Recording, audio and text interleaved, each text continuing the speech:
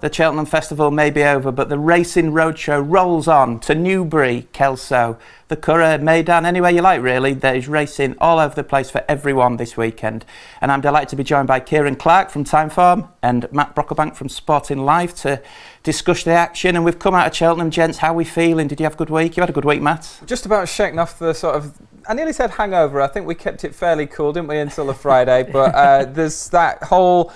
It's a roller coaster, a lot of adrenaline pumping throughout the week. It was a brilliant busy week. Thankfully, we escaped unscathed with a couple of winners. And last time Kieran and I were on, we agreed on Stage Star as well. So it was really good to see Paul Nicholls back among the winners because we predicted a big run from that horse, didn't we? Yeah, Paul Nicholls had a good week in the end. And you had a good week, Kieran. Good time, Johnny. Did the business for you? Yeah, it didn't look likely turning in, did it? But what a ride. Yeah, it was, well, 20th turning in. We like finishes like that, don't we? But yeah, speaking of Paul Nicholls, he's probably going to have a productive day this weekend as well, I think. But we'll touch on that very shortly. We will. Hold your horses, Kieran. We are going to talk about a couple of handicaps at Newbury and the Irish Lincolnshire at the Curragh as well. We're going to kick off with the 205 at Newbury, the Run for Your Money at Betfactor handicap chase over 2.5 miles. The rating graphic on screen there. And we've gone from Cheltenham to Heltenham, who is top weight 151p, not top weight, top rated, I should say, on 151p for Dan Skelton, Kieran. He is, yeah. You see there that P denoting further improvement to come, and he's done nothing but improve. He's won his last two. The first of those was off a mark £14 lower than this, and he's now £7 higher than when winning at Foss last time. You've got to respect the Skeltons. He's on the up, and a lot of these are probably on the downgrade, although some are admittedly quite well handicapped. So he's definitely a worthy favourite, and you've got to respect him. But I think it might just be worth taking on because he's up in grade. We saw on the bottom of that ratings graphic Messiah de Zobo, and he's a horse trained by Alan King, Matt, who always promised to deliver plenty, and he's struggled with injuries throughout his career, but did get on the winning trail again last time. Yeah, he was a class horse, wasn't he, in his youth, like a Grade 2 novice hurdle winner, and has always performed well. He had a lot of time off the track, so it was really good to see him winning this day. I thought it was a little bit of a case of the winner stopping to very little. Look, the race completely fell apart. The favourite didn't turn up at all, and Messiah de Zobo's kind of fallen over the line in front. I wouldn't be backing him to follow this up at all, to be perfectly honest, off a slightly higher mark. It is a kind of a race of two halves, this one. You have got the kind of old rogues at the top of the weights there with Riders on the Storm. He's probably one that you couldn't trust implicitly, but is on a good mark. Espoir de Guise had more wind operations than we had winners at Cheltenham last week put together. Big Bite, he tends to turn up kind of when he wants to, doesn't he? And now, looking at him on the back of a win last time out, you're kind of thinking, well, I want to be against him now, but he could easily go in again. And then you've got some slightly younger ones, as you mentioned, Heltenham. I quite like Super 6. He's another 6-year-old. He's not quite got the flashy profile as the Skelton horse at the bottom, but he's going about things in the right sort of way. He looks a real Twiston Davies project, a longer-term horse. I think we'll see a bit more about him over 3 miles maybe in the future going forwards. He should have won 2 starts ago, and he sort of almost pulled himself up when they came past the post on the first circuit. It was a really baffling effort from him, but he's since gone on. I thought it was a really confidence boosting win he achieved last time out. It was a small race, but it was a softish ground round Haydock. I think if he gets in a rhythm, there's a few that like to go forward in this, but he could be the one out in front to take a bit of passing under a low weight. So you're with Super 6, Matt. Kieran, you can talk through your selection as we watch this video. The Big Bite won, obviously, at Newbury last time. Espoir de Guise was 5th. Who do you think might come out on top this time? Yeah, I think the Paul Nicholls runner Espoir de Guise will overturn the form. You see here the Big Bite in the pink cap. Not the most straightforward of horses. He does idle late on, and Espoir de Guise was making his stable debut after a 4-month absence. And you see here in the starred cap on the outside, he just gets a bit tired coming to the last. And there's every reason to think he can overturn this form. I think the absence, he's going to strip fitter for that. He's joined Paul Nicholls. Now, I'm not saying Venetia didn't do very well with him, because she did superbly with him, but I just think that change of scenery could have freshened him up. And I think the ground's a bit key here as well. That was on good to firm ground, and we've had a lot of rain at Newbury this week, and Espoir de Guise goes really well in testing conditions. I think he's a knocking bet at 5-1. He'd be my strongest fancy of the weekend. Nicholls doing everything right at the minute. Harry Cobden riding out of his skin, and yes, he does have 12 stone, and he does have to give quite a lot of weight away to the likes of Heltenham, who's got 10-11, but I think he's capable of doing it.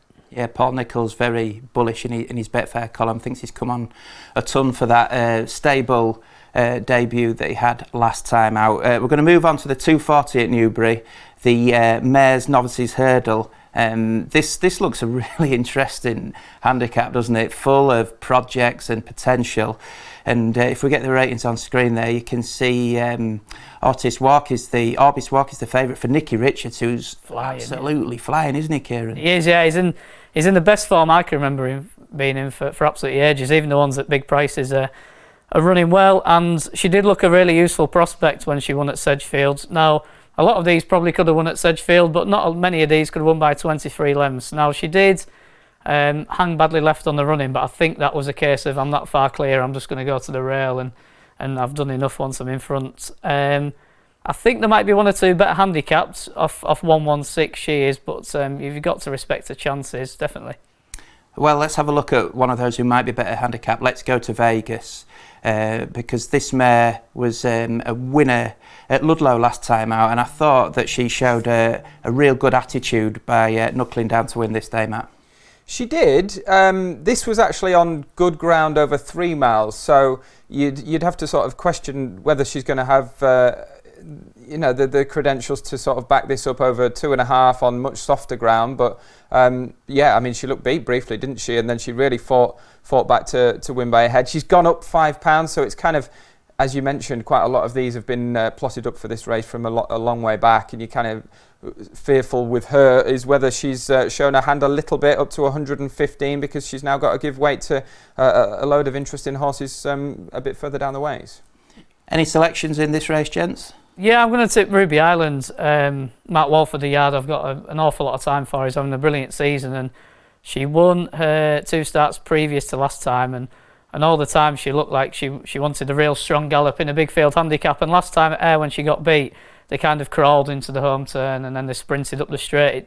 She gave her all in defeat. She only went down by a neck, but I think a big field handicap's really going to play to her strengths. So I think she's really well handicapped off 118. I think we're talking about a horse who could be a 130 horse potentially, maybe even a black type horse this time next season. Yes, she's been well found in the market. She's about 7's favourite at the minute, but first time cheek pieces. She doesn't do anything wrong, but she'll really knuckle down under pressure, and I think she's got a good chance. Okay, interesting. I like Lagonda for Venetia Williams. Her form's working out really well. She just lost to a horse called Lazy Sunday last time out at Exeter over fences, and that horse has come out and won a couple of times since. He's much higher in the weights now.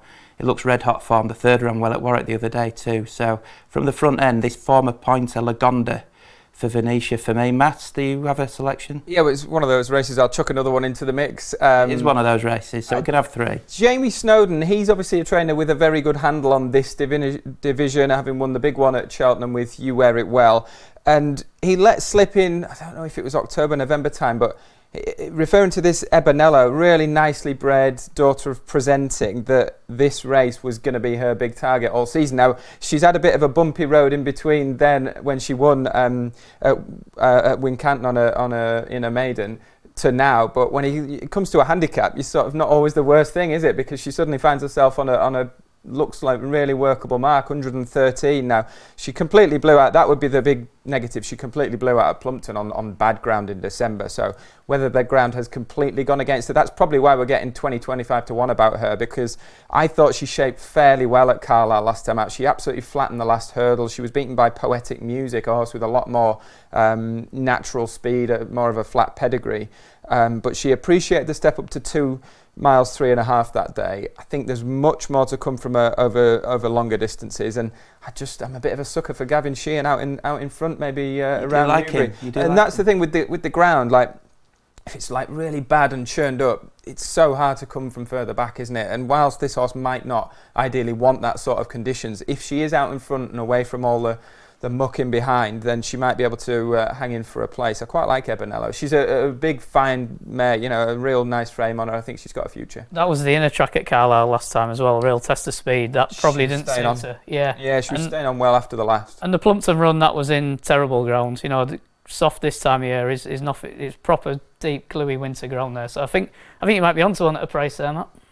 Well, conditions for punters at Newbury, it's a good thing to bring up, isn't it? Because they've had pretty much good ground all winter because of not being able to water, and plenty of rain forecast this week. So you probably want to be watching the racing before getting too involved at Newbury. That's the UK jumps action dealt with this weekend, but we're just going to finish with the Irish Lincolnshire at the Curragh, because the flat is back in Ireland. Yes. Here we go. We love these big field handicaps, and you can see there Johnny Murtaugh's horse Monsieur is top of the time 4 ratings. Star Harbour for Ado McGuinness, they're off 115, and it looks a really competitive race, Matt, as you would expect. Yeah, it's superb, isn't it? Fascinating. You mentioned Ado McGuinness. He declared 10 runners, didn't he? I know one's a reserve, but he's having a good shot at it. Johnny Murtaugh won it last year. You mentioned he's got a couple. Donica O'Brien, Joseph O'Brien. I think those two, the O'Brien lads, they're well represented here, aren't they? I think good heavens for Joseph's got a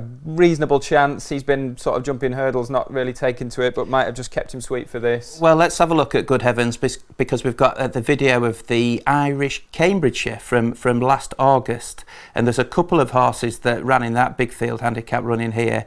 Good heavens, Star Harbour, finishing amongst the principals, and this looks good form, Kieran. It does, yeah. Good Heavens finishes second in the JP McManus colours, and Star Harbour in the yellow cap with the red braces. But as ever with these big Irish competitive handicaps, the form's as strong as you want. And I think Good Heavens, I think he's got an awful lot going for him for a 14-1 shot. This was a brilliant effort, and it was a stablemate, wasn't it? I think he was giving like over a stone, wasn't he, to that horse? Yeah, he gave plenty of weight away on that occasion, and I think the testing ground will be fine. He finished down the field on heavy ground on his latest start, but he had an awful draw and he was caught widest of all, so I think you can forgive that race. And yes, it didn't go to plan hurdling, but I think the fact that he's fit it counts for a lot at this time of the season, and there's nothing wrong with his flat form. Some horses just don't take to hurdling, so he'd definitely be one I'd be really interested in. And the other one I quite liked at a price was Finnan's Bay, another one who's fit from the all-weather.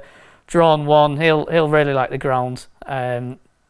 Ado McGuinness, he's got plenty running, but I thought this one had a chance around 20-1 because it stays a bit further as well, and this could end up like a ploughed field. So. Yeah, well, he's got 9 in there, perhaps 10, and he won the race a couple of years ago. Ado McGuinness was 3rd and 4th last year, so it's clearly a yard to be focusing on. You like one going into it, don't you? I like Star Harbour, who we just saw there. He's got a lovely profile. 3rd in the race last year, runs off the same mark.